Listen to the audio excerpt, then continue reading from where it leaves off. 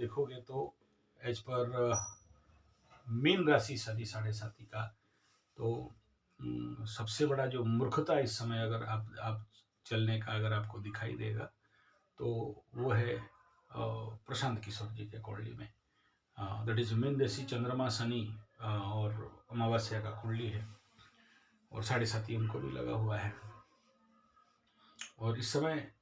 उनका डायलॉग को आप देखोगे तो आप व्यतिव्यस्त हो जाओगे कि इतना पढ़ा लिखा होनहार आदमी, विदेश से नौकरी करके आने वाला आदमी, और बड़े बड़े लोगों को जिताने वाला आदमी,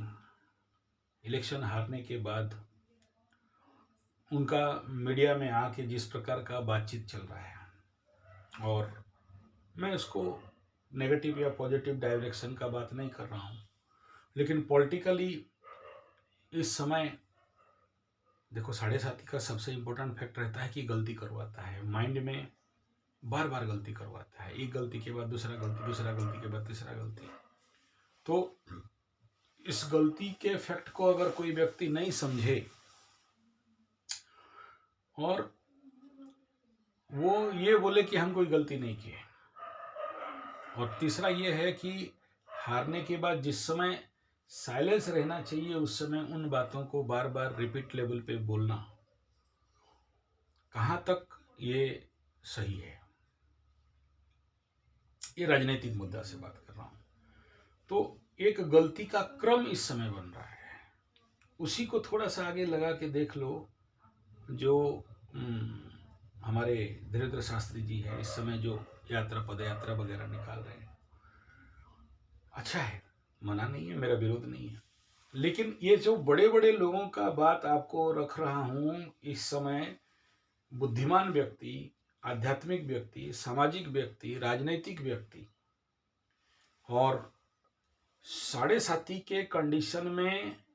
कैसे बुद्धि भ्रष्ट होता है, और आरामखोरी, हरामखोरों का शब्द नहीं लगा रहा हूं, आरामखोरी आदमी के जिंदगी में बढ़ता है। और जब जब ये व्यक्ति उन गलती को जब समझता है तब तक बहुत देर हो चुका होता है। इसलिए बुद्धिमत्ता ये है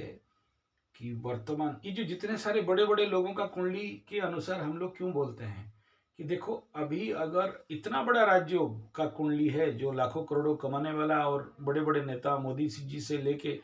ममताज के साथ बैठने वाला नेता, अगर ऐसा माइक्रो मिस्टेक कर सकता है जिसका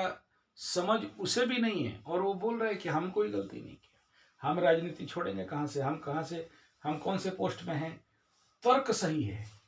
लेकिन तर्क में कुतर्क कितना है, ये इंपॉर्टेंट फैक्टर यहाँ पर